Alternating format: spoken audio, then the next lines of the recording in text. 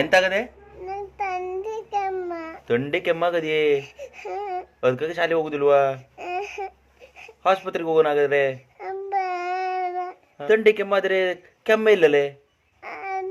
ಅದು ಕೆಮ್ಮನೇ ಬರುವುದಿಲ್ಲ. ಬರ್ತದೆ. ಎಲ್ಲಿ ಬರ್ತದೆ? ನಂಗೆ ಪಾಪನ ತಂದೆಗೆ ಬಂದಿದ್ದು ಕೆಮ್ಮ ಅದಕ್ಕೆ ಬರ್ತದೆ. ನಿನ್ನೆ ಬಂದಿತ್ತ ಪಪ್ಪನ ಜೊತೆಗಿದೆ ಕೆಮ್ಮ?